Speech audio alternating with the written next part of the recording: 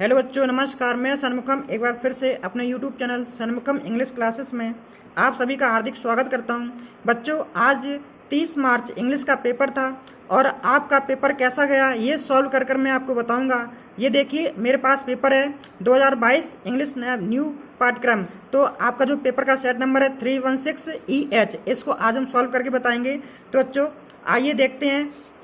सबसे पहले हम आपको बताएंगे किसे, सेक्शन सी को, क्योंकि ए में आपका अनसीन पैसेज था और जो बी था उसमें राइटिंग ऐसे था, और ये सेक्शन सी, इसको मैं आपको सॉल्व करके बताऊंगा। तो बच्चों देखते हैं, ये जो आपका सेक्शन सी है, आप देख रहे हैं ना, सेक्शन सी ग्रामर का।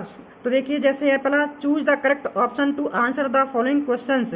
तो पहला है आपका, one who abandons his religious faith is an. तो वन कोई ए व्यक्ति, हु जो एबेंडेंस त्याग देता है, हिज रिलीजियस अपना धर्म, फेथ इज एन। तो इसमें चार विकल्प दिए हैं, कौन सा विकल्प आपका सही होगा बच्चों। जैसे आपका पहला है क्या, एथीस्ट। एथीस्ट का मतलब होता है नास्तिक। एपोस्टेट, एपोस्टेट का मतलब होता है स्वधर्मी। हम आपको बताते भी चाहते हैं, अगर देखना चाहें तो आप हिंदी भी देख सकते हैं। जैसे पहला का होगा क्या, आपका नास्तिक है। एथिस्ट मीन्स क्या होता है, नास्तिक। और एपोस्टेट, एपोस्टेट का मतलब होता है स्वधर्म त्यागी। क्या होता है बच्चों, स्वधर्म त्यागी। और जो आपका तीसरा विकल्प है, इनफाइडेल। इनफाइडेल का मतलब होता है बेवफा। क्या होता है बच्चों बच्चों बेवफा, बेवफा। और ऑप्टिमिस्ट, इसका मतलब होगा क्या, आशावादी। तो बच्चों आपका जो विकल्प होगा वो विकल्प नंबर होगा कौन सा, बी। यानी कि जो व्यक्ति अपने धर्म को त्याग देता है उसे क्या कहते हैं, स्वधर्म त्यागी, यानी एपोस्टेट। इसका आंसर ये हो जाएगा। फिर नेक्स्ट बी को देखते हैं बच्चों। बी है आपका, the phrase pick holes in means, यानी ये फ्रेजल वर्ब है पिक होल्स इन मीन्स। इसका मतलब क्या होता है, यानी कि इसका मतलब होता है क्या, पिक होल्स मीन्स दोष निकालना। तो आपका जैसे फाइंड फॉल्ट विद, तो आपका यही आंसर होगा, क्योंकि इसका हिंदी अर्थ होता है क्या, दोष, दोष निकालना। क्या होता है बच्चों इसका हिंदी अर्थ, दोष निकालना। टू इंसल्ट समवन, यानी कि किसी का अपमान करना। इसके हिंदी क्या होगा, किसी का अपमान करना। टू अटैक, आक्रमण करना, आक्रमण करना। और टू पंक्चुअल, पंक्चुअल का मतलब होगा बच्चों क्या, पंक्चुअल का मतलब यहां पर होगा चुबाना।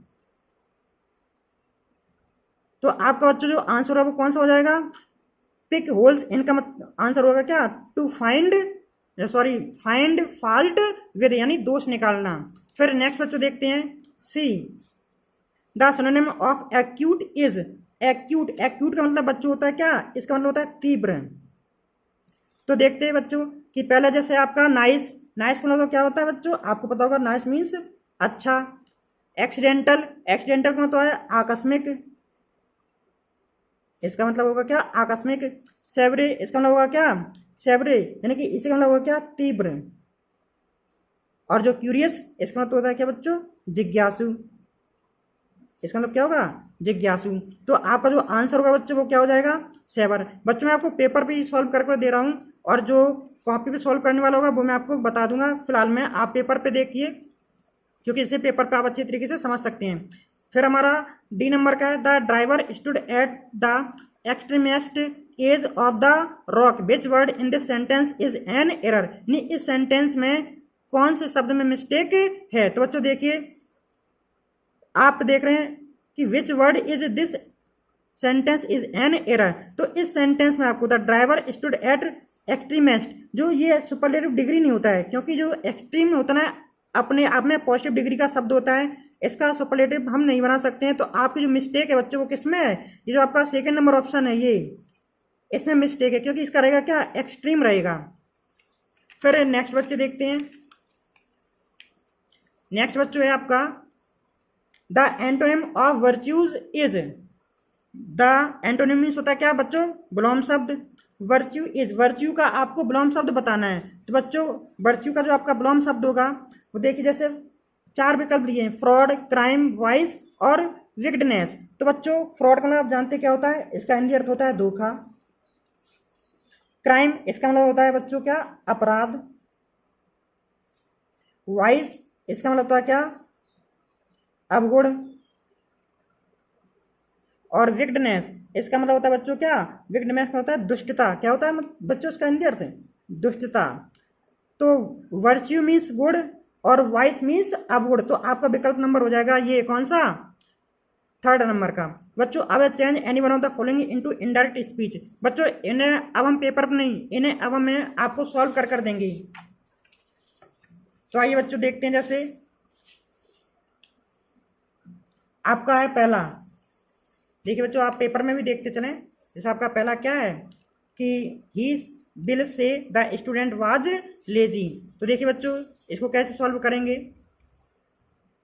जैसे ही विल से, तो ही विल को बच्चों हम विल रखेंगे, से कंजंक्शन लगाएंगे बच्चों क्या, दैट। अब बच्चों आपने पढ़ा होगा कि अगर रिपोर्टिंग वर्ब प्रेजेंट या फ्यूचर में है तो रिपोर्टेड स्पीच के टेंस में कोई परिवर्तन नहीं करते हैं। तो बच्चों यहाँ पर हमें सेम टेंस को सेम रखेंगे। द स्टूडेंट बाज को हम बाज ही रखेंगे, लेजी। तो इस प्रकार से हमारा ये सॉल्व हो जाएगा। फिर बच्चों दूसरा हमारा, आप पेपर में मिलान कर सकते हैं बच्चों।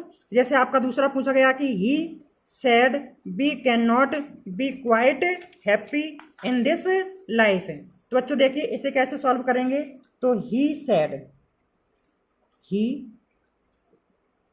सैड कंजंक्शन लगाएंगे बच्चों क्या, दैट। बी हमारा फर्स्ट पर्सन है, फर्स्ट पर्सन को हम चेंज करेंगे रिपोर्टिंग वर्ब के सब्जेक्ट के अनुसार। तो यहाँ पर हम ही कर लेंगे। कैन नॉट है, इसे हम कुड नॉट कर लेंगे, could not be quite happy in this को बच्चों कर लेंगे दैट लाइफ। ये आपका इस प्रकार से सॉल्व होगा। बच्चों आपके दो इनडायरेक्ट हैं क्योंकि इसमें दिया है क्या, देखिए बच्चों पढ़ते हैं कि change any one of the following into indirect speech, यानी कोई एक ही करना है, लेकिन मैंने आपको दोनों सॉल्व करके दिए हैं। सभी में आपको एक एक करना है, लेकिन हमने आपको दोनों सॉल्व करके इसमें पेपर में बताए हैं। फिर आपका दूसरा बच्चों देखिए क्या कर रहे हैं कि दूसरा आपका कि the battle was over the enemy with Drew. तो ये सिंपल बनना है, द बैटल वाज ओवर। तो बच्चों अगर आपका पहले सेंटेंस में इज आ रहे हैं, बाज वर आए हो, तो ये बी के लिए रूप होते हैं। तो देखिए इनमें क्या करेंगे, हम बीइंग कर देंगे, बाज के स्थान पर क्या कर देंगे, बीइंग। तो देखिए कैसे बनेगा, द बैटल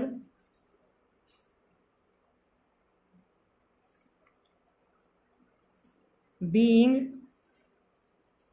ओवर, यानी युद्ध समाप्त होने पर, कॉमा दूसरा सेंटेंस वैसे ही उतार देंगे, द एनेमी विथड्रू।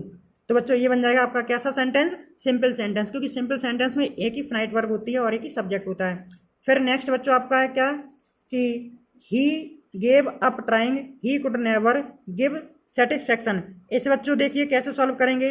जैसे आपका है he gave up, he means उसने, गेव अप त्याग दिया, ट्राइंग कोशिश करना, he could never give satisfaction. तो इसे कॉम्प्लेक्स बनाएंगे बच्चों। तो ये बनेगा आपका किससे, दो या आल दो से।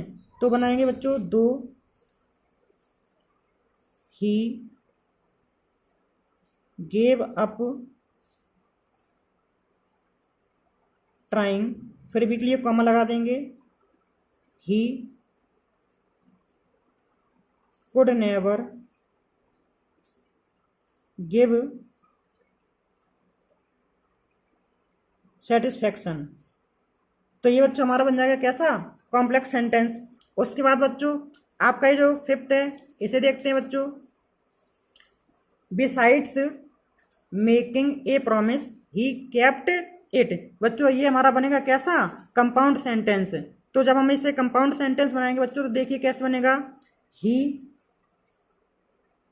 Made a promise, he made a promise उसने वादा निभाया, या यूं कहें ही मेड ए प्रॉमिस उसने वादा किया, एंड से जोड़ देंगे, एंड केप्ट इट। तो ही मेड ए प्रॉमिस उसने वादा किया, एंड केप्ट इट और इसे निभाया भी। तो इन दोनों सेंटेंस को हमने बच्चों जोड़ दिया किससे, एंड कंजंक्शन से।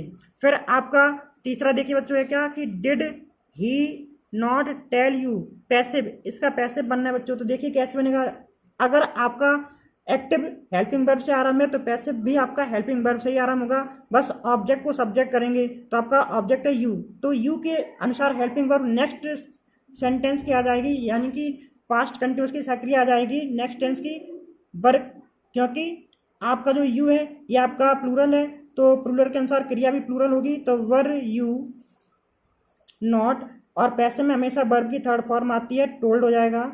नए सब्जेक्ट से पहले हम बाई लगाएंगे और ही का ऑब्जेक्ट कर लेंगे बच्चों हिम। अब नेक्स्ट क्या है बच्चों, नेक्स्ट आपका है कि the man disappeared after he has committed A murder. Correct sentence करना है बच्चों। तो आप देख रहे हैं इसमें कि जैसे the man disappeared after he has committed A murder, तो ये आपका सेंटेंस बच्चों पास्ट परफेक्ट में है। तो पास्ट परफेक्ट में आपको पता है कि जब दो सेंटेंस होते हैं आफ्टर से जुड़े होंगे तो पहला सेंटेंस बनता है पास्ट इंडेफिनिट में और दूसरा बनता है पास्ट परफेक्ट टेंस में। तो बच्चों कैसा होगा ये correct, the man disappeared after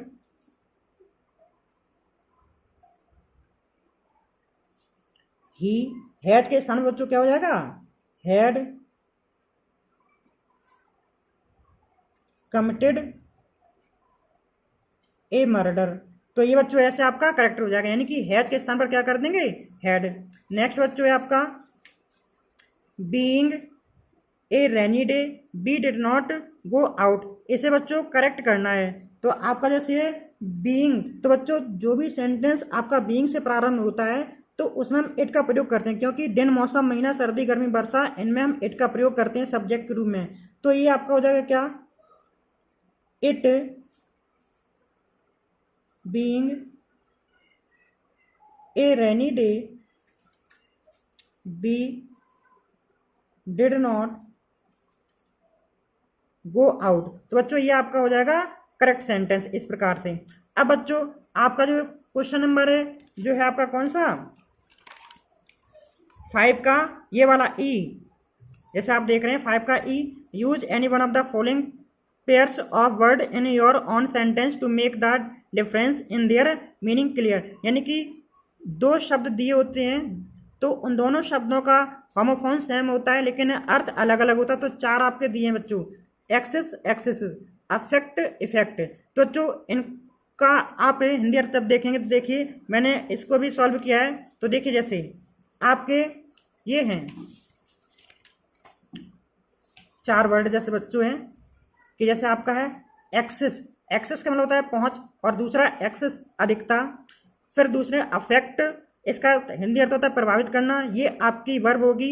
effect ये आपका नाउन हो जाएगा प्रभाव। तो बच्चों मैंने चारों के एग्जांपल आपको दिए, देखिए जैसे पहला I have no access to him, I have no access, मेरी कोई पहुंच नहीं थी टू हिम उस तक। दूसरा आपका है एक्सेस ऑफ एवरीथिंग, हर चीज के अधिकता है, इज बैड, हर चीज की अधिकता कैसी होती है, इज बैड, बुरी होती है, इसका एग्जांपल ऐसे हो जाएगा। फिर अफेक्ट और इफेक्ट, इनका एग्जांपल बच्चों देखिए, योर एक्शन, आपका कार्य, विल नॉट अफेक्ट, प्रभावित नहीं करेगा, अवर फ्रेंडशिप, हमारी मित्रता को।